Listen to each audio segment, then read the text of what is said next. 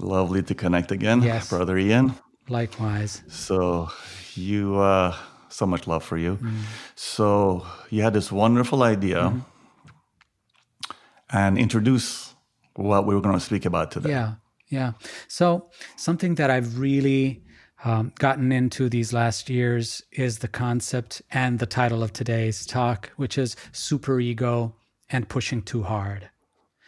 So the element of superego to me is I'm so passionate about it. I just love it because I can see how much it has driven my life, and it drives everybody's life all the time.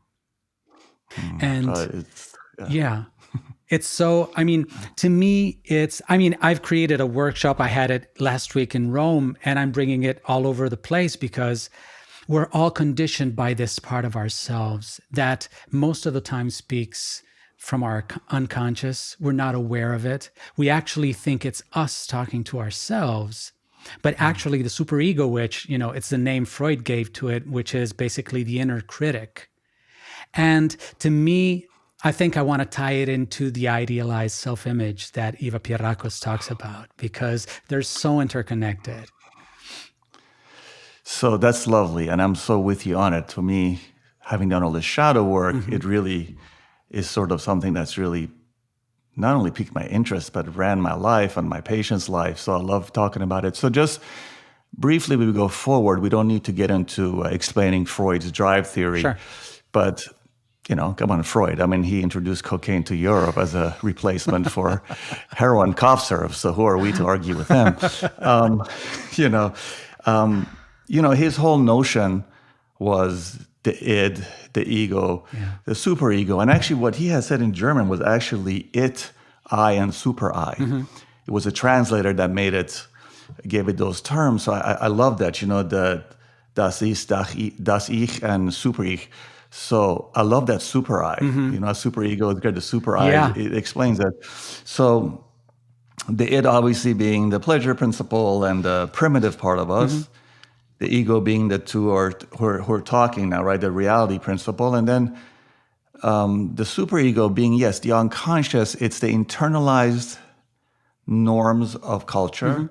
All the stuff, it's our parents, obviously, but it's deeper than our parents. That you can do this, you can't do that, the good boy, the good girl. Correct. It really keeps us in line, quote unquote, so culturally we fit. Yeah. And it's a killer because it's the criticisms. Yeah. It's the judgments. It's all the things that come up when we want to change. And I'd love to hear your vision on this of, first of all, how do we recognize it? Which is the I, the soul speaking, and which is the part that basically runs the show unconsciously, right? And then it's the unconscious of the unconscious. So what is your take on it? How would you describe it in your realm, the superego? I talked about this before as, I work with this triptych. It's the child, the internalized critic or parent, and the loving adult. To me, the id from Freud is that child, the one that's about satisfying all my desires now and needs and primary needs. And then there's this part. So first off, to me, it's just the more I work with the superego, with this inner critic, the more to me, it's absolutely moving. Because it's a story of fear. It's a story of pain. And to me, it's a story of heroism.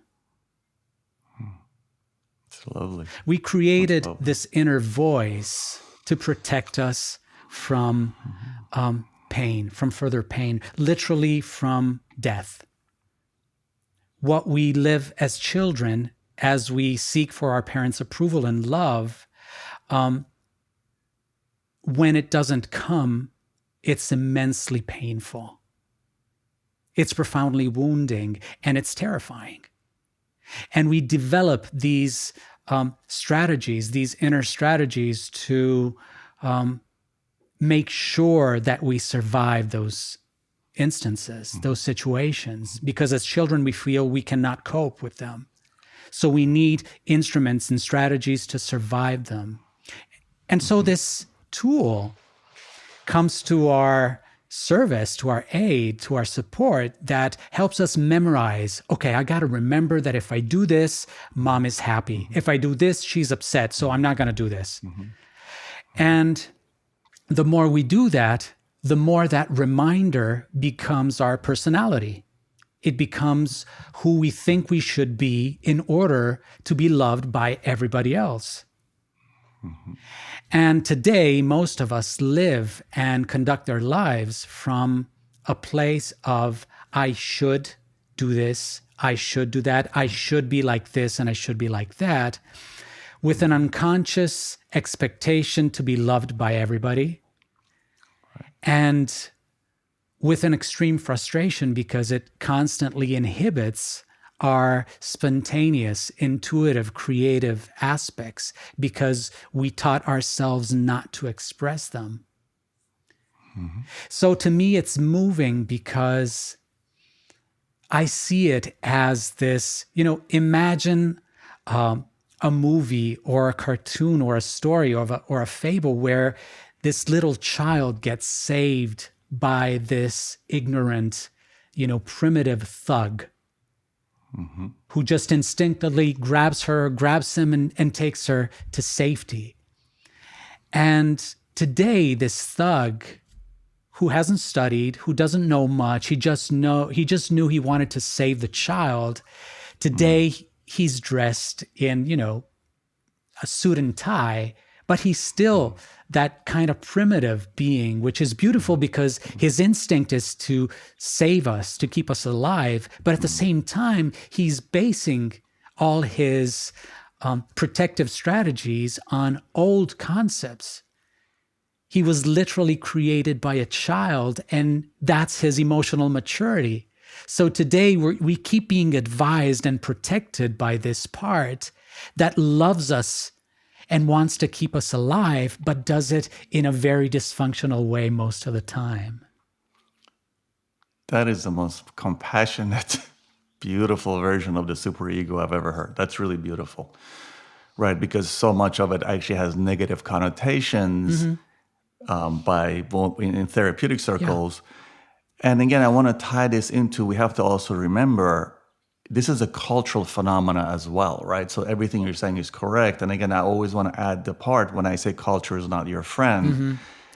It's aspects of culture. And again, a part of it, the parts that it came about is so culture can survive, so individual can survive. But as you say beautifully, it's very primitive. I would say in the spiritual work, on a spiritual path, there comes a time that you have to actually start identifying it. And as you say, compassion is a wonderful thing because it's actually not the voice of the part that's the actualized self. It's exactly as you say, it's the thug that wants to keep the status quo. So if we could say one thing about it is its functions to keep the status quo. And if you're in a lot of pain because of everything you just described, being a good boy, being a good girl, then status quo is not working for you. It might work to keep the things going the way they are, but if that is rotted to the core, which as again, we look at the culture, and as you say, so much of what's run by is that part of the unconscious, there's trouble brewing.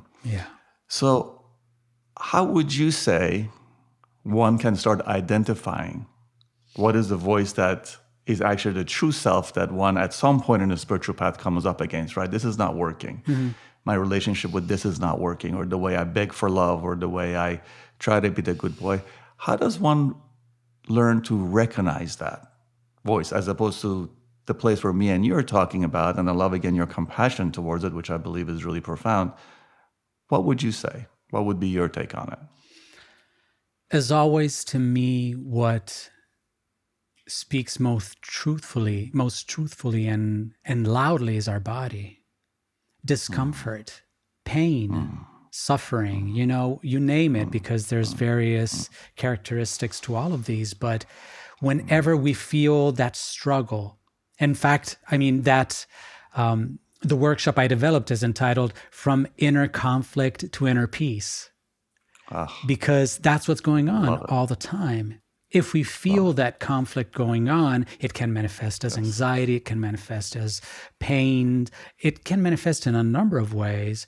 That's the indicator to me that there is an inner conflict. There's two parts conflicting. And to me, conflicting just means bumping into each other. It doesn't mean that's all-out war. It's just two parts that are going in different directions. So it's about paying attention. Okay, what's going on in me? So I love what you said. So for me, it's the same thing. It's actually, so when I work with people or when I work with myself, is the feeling. What does it feel in my body? Yeah. It's a very specific kinesthetic thing. It's not a thinking thing. Yeah. The superego's thing is through the thought form, right? It throws these things up. It throws the thoughts. Is exactly what you said. What does it feel like in the body? One of the things that I work with my patients, and I've done it with myself, is first and foremost, when I start to identify it, I give it a name. You know, in America, we say Karen. Karen is, I don't know if you're familiar with it in Italian, you know, it's like the person who's always like sticking their nose in things and da-da-da. One of the things I would do when it's particularly harsh, which is with a lot of people, myself, people that I work with, is I would give it a name of a bully when I was in grade school, or so the mean, you know, family member, to actually start identifying it, because it's not the voice of you, it's that voice of this pre-recorded, as you say, let's survive. Yeah. And we talked a little bit in our last talk, this is about going from survival to living. And you can survive with the relationship you're looking for, or the money you think you should have, or the success you want, or you can actually live with or without those things. Yeah. Living is not dependent on external circumstances. It's an internal process. So I love what you're saying, again, to take this back, is a experiential thing within the body. So the body is actually a friend here, right? Again, we always talk about this. The mind is 200 years old, although culture is much older, but the feeling in the body, right? So as everyone can relate to anxiety, to feel that, and then to feel it, as you say beautifully, right? So it's like, what is this things that are bumping into each other? I love that image. What are the things that are bumping into each other? Yeah. Well, does that make sense to you? It makes perfect sense, because to me, one of the most important elements to working with first of all, when we feel anxiety, when we feel any kind of discomfort, the first thing we do is run from it. Try to eliminate it, try to fix it with a pill or something, but we don't want to think about it.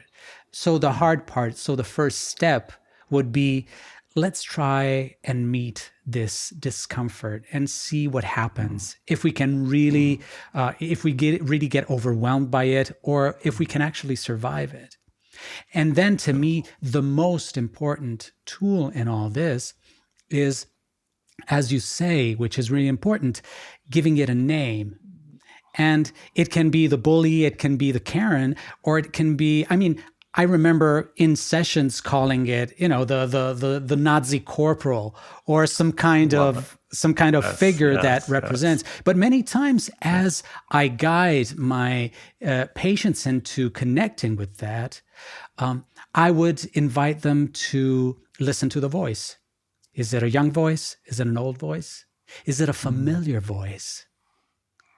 And at that point, many actually see, fuck, it's my mom, it's my dad.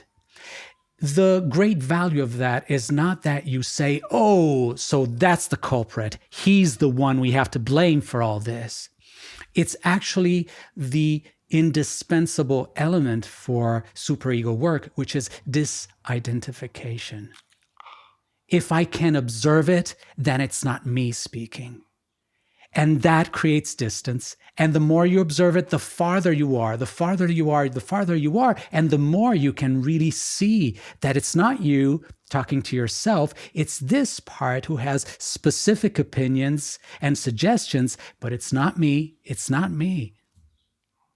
Man, that is deep. We can stop the podcast now. That was you basically said it. That's so beautiful. So yes, 1,000 times yes to what you said. The adult us walks into the room when that awareness comes. So really, you said it beautifully. The key is awareness. And it's certainly not what a lot of us end up doing is when we become aware of it, we get into an argument with it. Yeah. Although there's a time when we have to say no to it, Right. or just, but I love the awareness and I love the distance. What you said is to get a distance from it. And the child aspect cannot tolerate it, obviously, right? Again, the disapproval of the parent at a young age is very easy to talk about as an adult. But as a child, you will die. If your mother doesn't feed you, you're dead. If you're not getting held, you're dead. Right. So part of it is to allow the adult, you, to get into the conversation. And again, feel it in the body, and then awareness, and then identification. Yeah. And then through that process, which can take years, it's not an immediate thing, obviously. But the other thing you said that's so important is learning to tolerate. Yeah. Let's say with the anxiety, for example. So the voice comes up, comparison, harsh criticism, then the anxiety comes up, we identify it, and to learn to tolerate it. But that happens in small durations in the beginning, and then we can tolerate it. Yeah. And again, what you said beautifully is like, yes, the immediate response is to run away from it. You know, it's like that line Pascal, the philosopher, had is, you know, we want to distract ourselves whenever there's discomfort, and distraction is what leads to our death ultimately, because the distraction is not the coping mechanism. Right. Distraction is, you know, it is a coping mechanism initially, but on the spiritual path. And again, to tie this in for people who are listening to this, when we're talking about the spiritual path, identification, recognizing the superego is crucial. Yeah. Right, it's crucial. And again, we'll get into it more. You know, the diamond approach, the Almas, Hamid Ali, our Kuwaiti philosopher, you know, they do really amazing work on this if people want to do up some reading. And then his teacher, Claudio Naranjo, which I consider just a profound human being, the Chilean psychiatrist. These cats were really deep into this. They really deepened Freud's work around this stuff. So again, if people are interested and they want to read up on these things, I would say get into those. You can get stuff online. They're very, very interesting. The Diamond approach has a lot of good stuff on the superego stuff, just really breaking it down, right? But bringing the conversation back to us, so I love what you said. So I love the Nazi thing. Actually, I've used that too. So here we go. So we feel the feeling in the body. Yeah. The awareness becomes like, oh, this voice. The awareness then becomes, oh my God, my mom or my dad always said this, or in my culture, this is how things are done. Then to the next level of what you said. So then what happens after that? So you become aware of it. How do we invite the adult me, the adult Ian, the adult Abdi, into the room once we hear this voice of, how dare you think you can do this, or how dare you don't fit into this mold? So then what happens? Well, something that, and it's probably my theory, I'm just throwing it out there because to me it sounds right. I imagine a house. I imagine a house where our child lives, our inner child lives, and the superego, the inner judge, the inner critic. And the inner critic, albeit having been created by a child, is a pseudo-adult. He speaks like an adult. He or she dresses like an adult. He's shaped as an adult. He looks older. And most of the time, the inner critic is the only adult in the house. And he's moved by the drive to keep the child safe. If there's nobody else around, he'll want to take up this role. But the moment you pay attention and you recognize that there's a child in there and there's an inner critic in there, and you decide to step in, merely step in, with the intent to caretake the child, immediately the inner critic, the superego, steps aside. He recognizes that there's an adult who is taking care of the child, and he feels he's not necessary anymore. So he'll just go in his room and do whatever he does. So the most important thing is recognizing there's a child stepping in, and automatically you're in charge. That's beautiful what you're saying. So I love your image. I love everything you're saying about the house. The thing I would add to that, and that's just my experience, your mileage might vary depending on what you're driving, is I love the image of the house. Initially, in my own experience with my patients, when the adult comes into that house, to use your beautiful imagery, initially the superego actually gets louder. Okay. The criticisms get louder Okay. because it actually gets scared. And I love your image. Yes, it is about a form of protection, not necessarily helpful protection, but it is for that immediate survival. So initially, sometimes it can actually get louder. It doesn't always just step aside, although I can understand if you're a higher level of awareness, that can be a more gentle process. I know in my own experience, initially, anytime I would try to make a change, it would actually go even more apeshit. Okay. With self-hatred, self-judgment, self-criticism. Yes.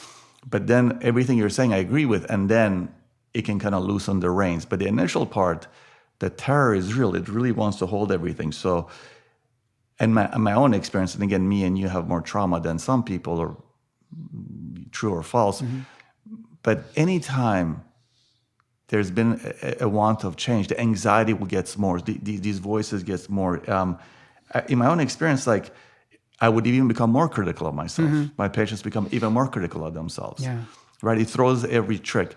But once again, to your beautiful imagery, is once then the adult is in the house, then it literally, it's like it disappears. It doesn't go away. And then there are more and more faint things, so it moves from the inside the room with the child to the room next door, and then it goes into the attic, and then it's on the roof, and once in a while you hear a faint whisper, "Who the fuck do you think you are?" It's not even a question, right? Who the fuck do you think you are? It's a statement. Yeah. It's not even a question. It doesn't give you that. It doesn't give you like yes or no. It makes the statement, "Who the fuck do you think you are?" But he's calling it from the other, side of the house. Exactly. Away. Yeah. Exactly. Yeah. And the thing that I just said now about the question, the question is as if like we're involved. It's a statement oriented. It is a Nazi. I love your image of a Nazi. It's not in a dialogue with you. It's telling you the way things are. Yeah. And again, end of the day, as opposed to the Nazi, it's really lovely, that piece you're saying. It is about protection. Yeah. It's a very primary level of protection. But as we grow again, the recognition of it. So again, to tie this up, not to tie it up, to explain what we're talking about, right? Yeah. Be aware it's there. Yeah. Feel it in the body. There's a sensation, right? The anxiety is the feeling, but what's happening that's creating the anxiety? I said something, made myself vulnerable, stood up to a friend or this or that. Then I come home, the feeling is that. Then I want to run back and apologize because I took up some space. Right. So just to feel that energy and then understand who's the part that said something. That's the adult that's coming to the house. Yeah. Hey, it's not okay. This way of behaving is not okay. And again, this is a process that starts freeing you with it. But what would you add to that? Yeah, I totally agree with that part. First of all, I think that there are two very different emotions that drive the loving paternal, maternal adult and the inner critic. The inner critic is driven by fear. Beautiful. So the moment we recognize fear, we know that that's the inner critic most of the time. Yes. And I agree. I've had both experiences with patients. Some actually get, whenever we try to bring in the adult, that part screams louder. Yes, I've noticed that too. And sometimes people just go into that loving adult. It's just like it's not there and it's never been there. And it really depends. I agree with that too. It really depends on the case, on the person, on the moment in their lives. But you're right. That's actually beautiful. So you're correct. I agree with you too. So again, we're in agreement there. And I can't say what is always also dependent on the person. Is it a soul thing? Is it they've done that much therapy? Is it been a spiritual awareness? Were they not as traumatized as a child? Was their culture a little bit loosey-goosey? Was it the Swedish culture as opposed to Pakistan, where it's like very, so I'm with you on that. Yeah. It sounds like we both do agree that for true spiritual work, for real spiritual work, the superego has to be recognized, wrestled with, for lack of a better word, and put aside so the true self can step in. The adult can step in. I love the word adult, to step in and run the show. Do we agree with that? Yeah. Definitely. Yeah. The more we soothe ourselves, the more peace we bring, the less fear, screaming fear is in our systems. Beautiful. To me, Beautiful. it's inversely proportional. The more love we give to the child, the more we learn to caretake the child, the less fear is present in the system, and the less the inner critic, the superego, is going to scream to us, be careful, That's do this, great. do that, don't do that, don't be great. yourself. That's great. Yeah. And then a part of this is to actually understand what our needs are, which ties into our last two episodes. We talked about is like, so we talked about relationship, what is my needs? Yeah. Like a lot of times, given the cultural stuff, we think our needs are to serve the parental voice, right? And a lot of times when we have narcissistic parents or we live in a narcissistic culture, if you're not a narcissist, in an unhealthy way, then we think our job is to service that loan, which is not even ours. Somebody else took the loan out and we have to service it, right? Yeah. So part is to also understand what the needs are. And again, to take it back to what you were saying beautifully, what we were saying is feel in your body. So if you got a smile on your face and inside you want to just tear something apart, you go to that dinner and you come outside shaking. Yeah. And you want to grab a cigarette, or you want to grab a drink, or you want to have a coffee. You want to get out of it, right? So again, identifying what we're feeling is really important. Slowing down and softening up. I love that. Slowing down and softening up. Slowing down and softening up. Yeah. There is a recipe for work, right? Yeah. It can be a mantra. It literally is a mantra. Let's put that out there. Yeah. So for everybody listening, is like that becomes a mantra, especially if you're having a hard day. Yeah. That head banging thing that then becomes internalized. And again, we're not saying you need to go take a vacation. Great if you can do it.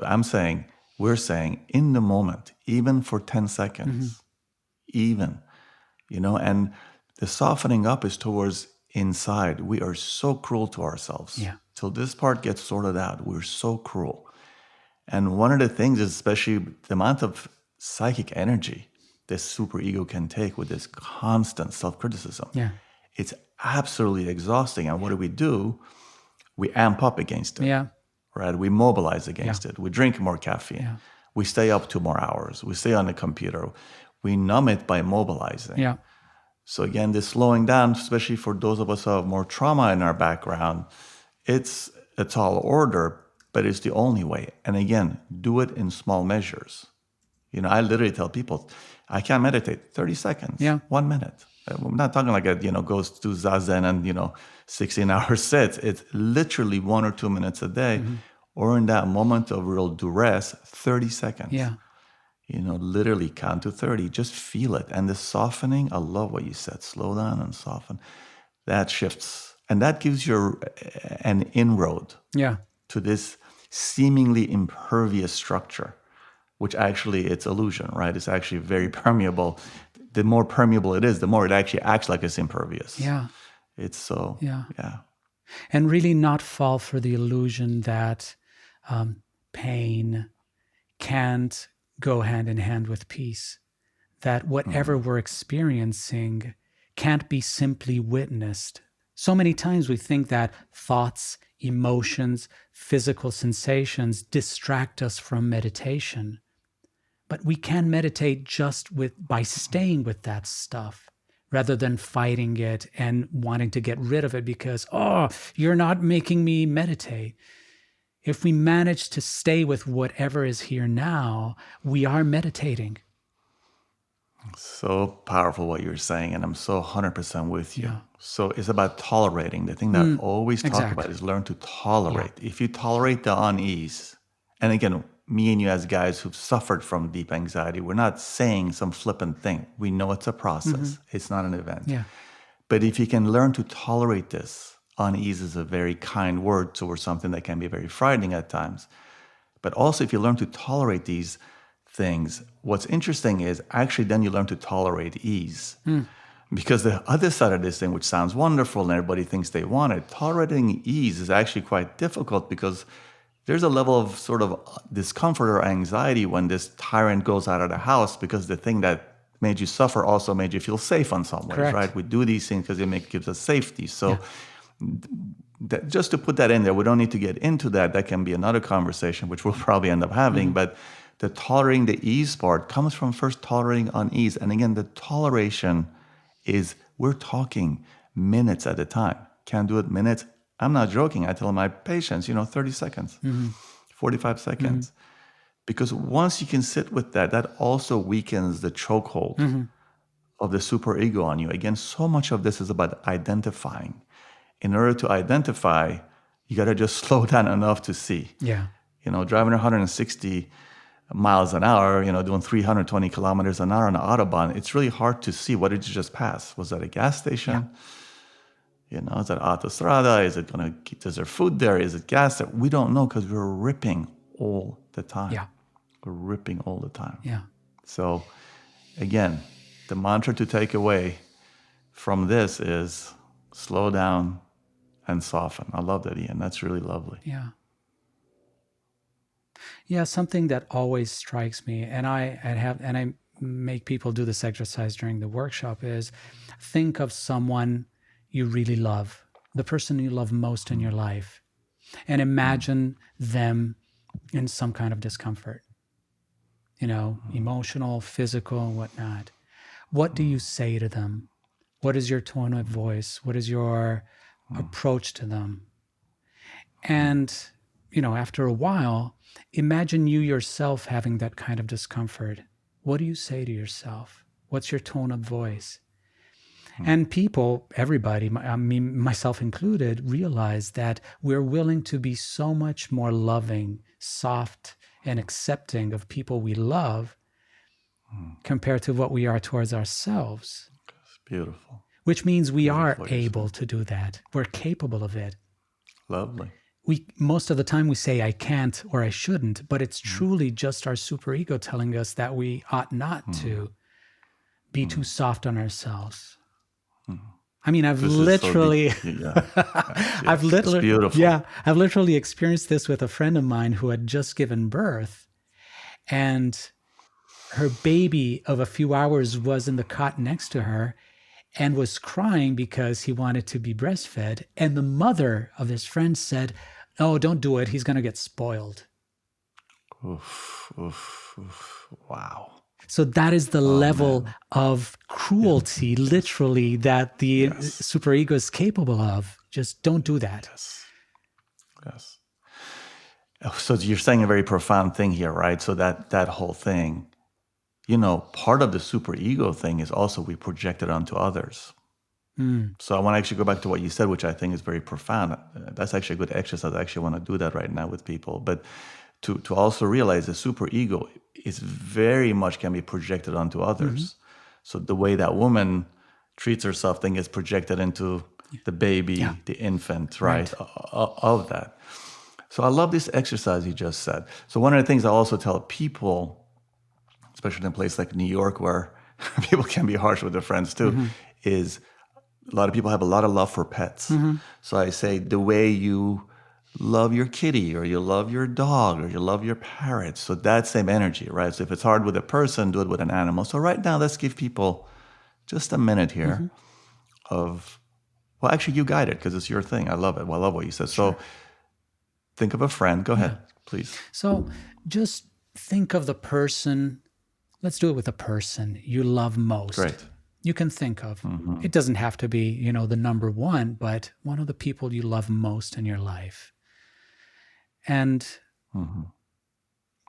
imagine this person going through a hard time, a tough moment, emotionally, psychologically, physically, and just witness their discomfort, witness their pain. What would you say to them?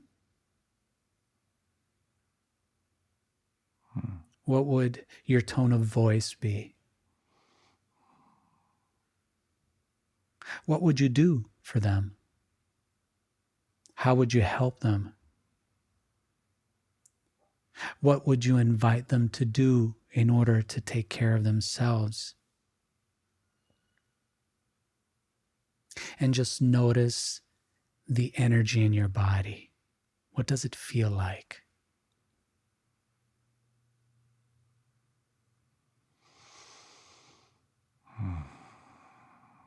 And now imagine yourself going through the same experience, be it an emotional, a psychological, a physical struggle of some kind. What would you say to yourself normally? What would you do? Would you be soft or would you be hard on yourself? Would you give yourself the time and the space to deal with this?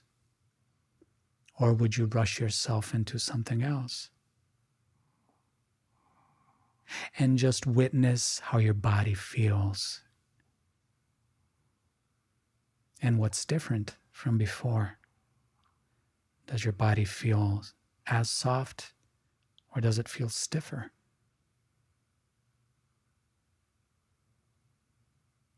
And just notice and ask yourself, why would I treat my loved one in such a way? And why do I choose not to treat myself the same way? Without judgment, just ask yourself, why do I choose to apply two different standards for my loved ones and for myself?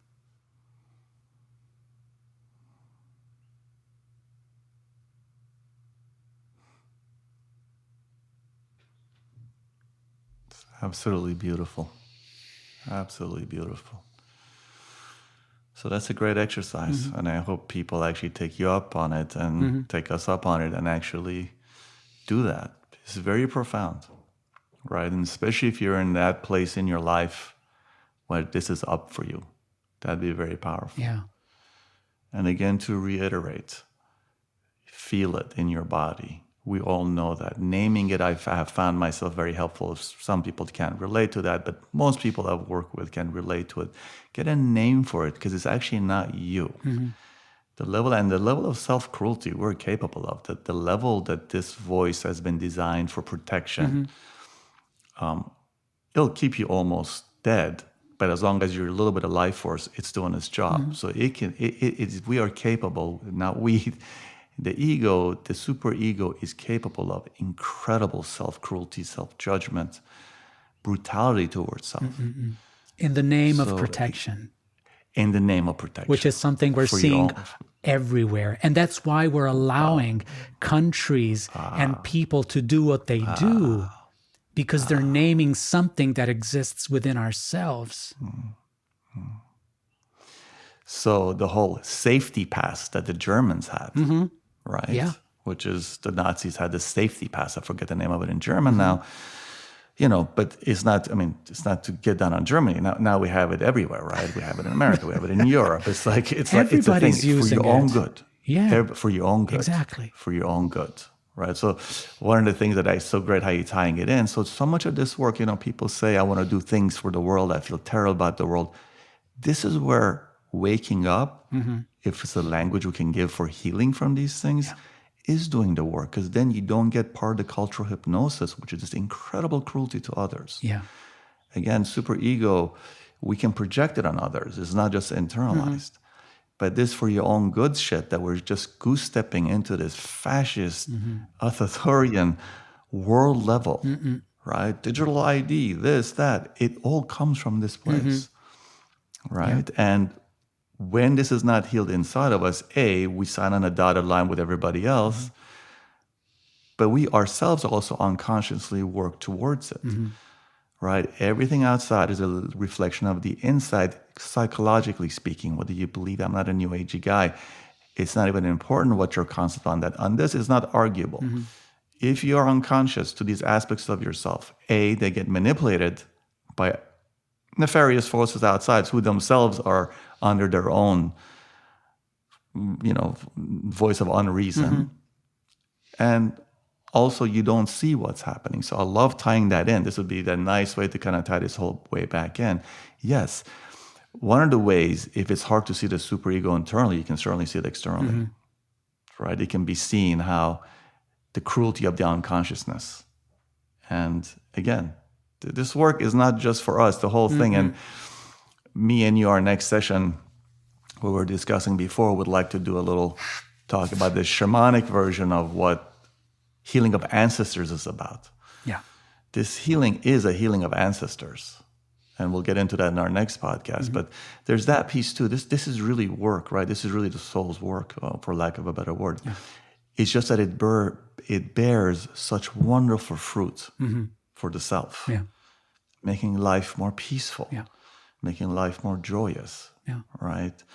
Regardless of what's happening externally. Ironically, when this kindness comes, things actually tend to flow better externally because you're not throwing grenades every 2 seconds. Correct. At everything, right? Life actually gets easier.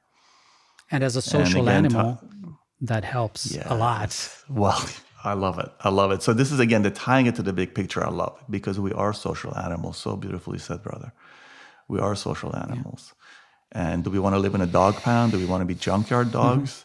Right. Or do we just want to be free dogs, groomed and loved and at ease? And do we want to be attacking other dogs, or do we just want to be playing with other dogs? So again, to your mantra again, I love that. Slow and soften. The level of cruelty towards self when it's unconscious, it is profound business. Very deep cutting. It's not even a sledgehammer. It's a scalpel. It cuts to the bone. And boy, cut after cut. That takes healing. That takes a lot of work. So this is, again, we're offering you something. Don't walk through the meat grinder. The superego is the unconscious meat grinder. Yeah. And life is brutal enough without us, I love that. Truly it is.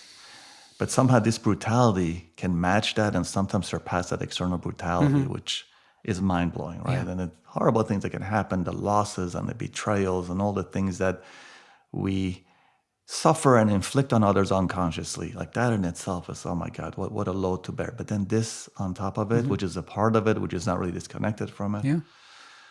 So again, the discussion today, out of love for ourselves and for those who are listening, is be kind to yourself. But being kind to yourself is not just a verbiage of saying something.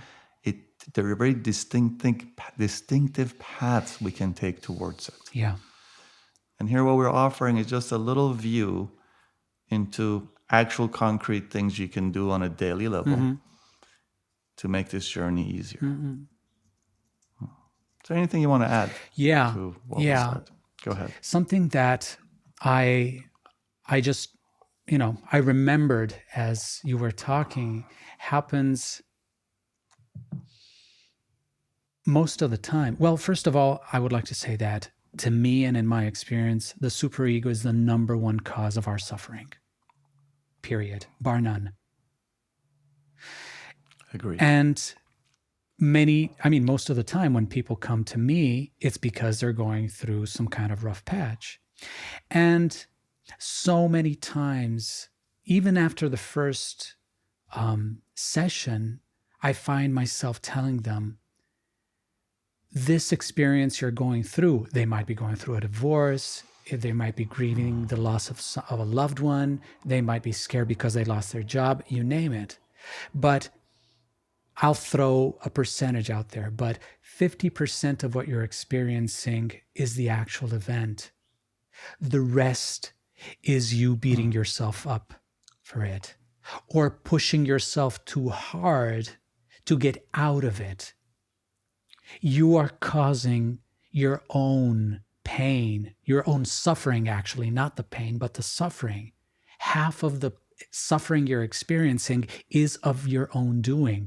If you learn not to beat yourself up, you are going to relieve yourself of half of the discomfort you're experiencing. It's incredible how the worse we feel, the harder we are on ourselves. That's why sometimes situations and diseases and whatnot spiral downward, because we are so hard on ourselves and we start pushing ourselves too hard. So, yeah, really wonderful what you're saying. So important. And ironically, these horrible things, when they happen, which we don't have a control over, can also be an amazing opportunity, albeit difficult, arduous, to actually do the work that you're talking about. But I mean, and I love the percentage. I mean, that's my experience as well. The level of self-cruelty that we go towards, it's already a horrible thing. Being diagnosed with a horrible disease, going through a horrible divorce, being betrayed by your best friend over their own super ego stuff that they hit you. And a lot of the times when we're going through these difficult times, it actually triggers other people's super egos as a reaction to their own reaction to your pain or suffering. So they will say crazy things to you. Just a sub note. But again, yes, 100%. So we do create that. So this is also an important thing. To do this work, not just when a horrible thing happens, but again, be aware of it. That we do spiral out of control. That this part just gets out of control, and the voices that come up. And again, to bring it back to, there are tools that you have. And that's the function, of working with a good therapist, a good healer. It cannot just be done alone in my experience. You can definitely become aware of it, but it's really helpful to have a guide when you go through it. But certainly the tools that we just shared right now, those are tools you can actually use. But it's really beautiful what you said, 100%. I agree with you. It's my own experience as well. That when the going gets tough, it's not that the tough get going, the tough get even more cruel towards themselves as a form of, control, which doesn't work. But it doesn't mean we don't stop doing it. Right. Yeah. And again, as a reminder, we do project this stuff on other people too. So sometimes if you have a hard time seeing your own superego at work, look at what you project on other people, because you need a certain level of awareness. So you probably have it if you're already embarking on a path of listening to something like this. And again, the example of that mother who had just given birth and the friend who said that's the perfect example. You catch these things if you're just even half aware of, like, whoa, what did you just say about an infant that's just hours old? Or, you ruin them. And that's the old school thing, right? Leave the kid in the other room, let it cry. You don't have to pick it up. The cruelty is amazing. The cruelty is amazing. That's beautiful. That's beautiful. And the cruelty always in the name of protection. Yes. For your own good. For your own good, or for the child's good, for someone else's good, for the country's good. For the political party's good. Yes, well, and that really now with all the fascism around the world is the, name du jour. It's really like everyone. Do you know what I mean? Every country now. It's like this. It's amazing too, like for me as a person who's very interested in the world, who's lived around the world. It's really wild seeing how it's everywhere now.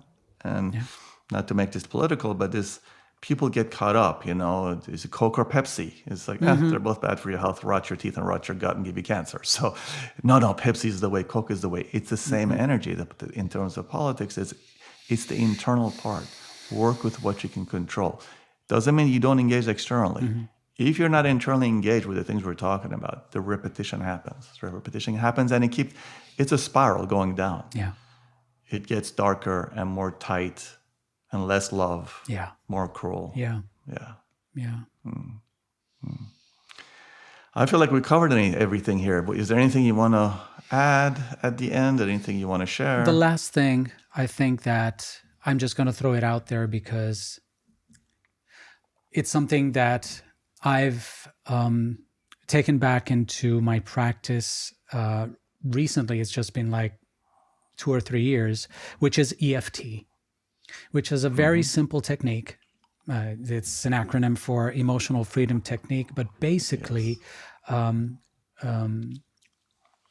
you can read about it. I mean, EFT is it's a mixture of tapping acupuncture points and repeating certain kinds of affirmations. But to me, the greatest value of EFT, simply because if someone might feel the need for a tangible technique that works, my experience is that EFT works. You're basically telling yourself that even if I'm afraid of, losing my house, I love and accept myself deeply and completely. To me, that is important because it's basically practicing being the adult in the house. I love it.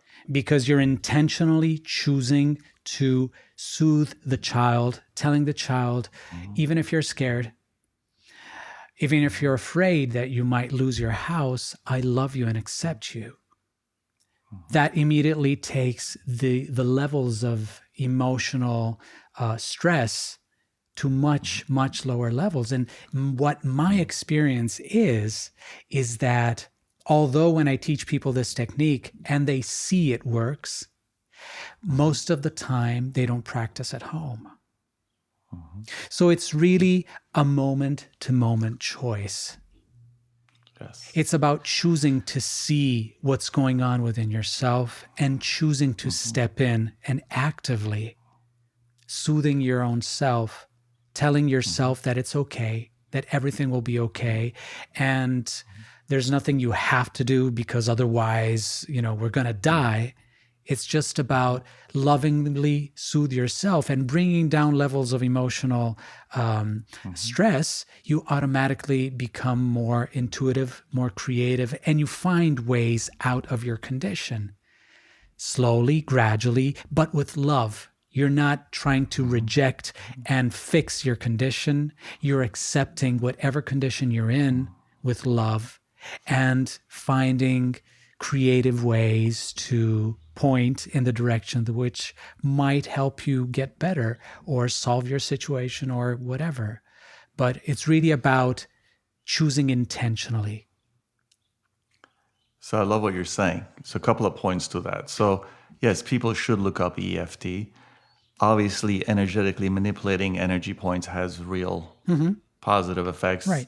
So I'm with you on that one. I would say as equally important, if not more, in this specific thing is awareness, like we talked about, because you're actually bringing awareness into it. One of the things about the superego is that it really wants to keep the status quo. So to your point of why people don't practice, Right. yes, we can say it's negative pleasure. That's a little bit of a different, but the superego really wants to keep the status quo for survival's sake, again, to be aware of that. And then, again, being aware is really your gift. And it's not about fighting the superego. It's about becoming aware of it and then to bring the adult into the house in your beautiful imagery. Yeah. And that's what that is. Yeah. Right? And again, yes, this thing is wild, right? When we know techniques and we don't do them, even the right there can be a practice, right? Instead of like, God damn it, I didn't do this today for the 10th time. But what's going on in my body? Right? We've talked about negative pleasure before, but more than that, like what is the thing that wants to keep the status quo? Just that alone will start a shift, and it can be very seismic in due time. Why am I not doing it today? All day I was anxious. Ian taught me this EFT, and people should really look that up. It's actually a very deceptively simple technique, EFT. But why are we not practicing it? So again, it's like, what is the part that doesn't want to do it? It's not just laziness. It's not, I don't have time. It can literally be minutes. It can give you relief. It is the status quo. And again, you don't get into a fist fight with a superego. You become aware of it. As the old martial arts adage goes, when a thug is walking on the side of the street, no matter how trained you are, you actually cross the street and go on the other side. Yes, you might be able to tangle it. Maybe you'll do some damage. They'll do some damage. No. Walk across the street. You see it coming, take a different avenue. So that's the image of inviting the adult. So I love what you shared. So again, it's about awareness. So even if you're not practicing, the technique that can be helpful, feel it. What is that voice that, hey, I had 12 hours to do this, I still don't do it. That's great. I'm glad you added that. Yeah. Great. That's wonderful. Yeah. So you can join our little shop we're going to open with all these one-liners we're coming with and buy the T-shirts. Fridge I magnets. love that, man. Yeah, we got fridge magnets, T-shirts, bumper stickers. I really love that one, Ian. I really love that one. Slow down and soften up. Slow down and soften up. Sweet words to live by. I love it. Yeah. Well, till next time. Yeah. Ciao. Take good care, brother. Thank you for this. This was wonderful. Yeah. Wonderful. And next time, we'll go a little deeper with the shamanic view of this whole thing. Absolutely. Sending everyone so much love, and you as well, my sweet brother. Likewise. Take good care. Ciao. You too. Ciao.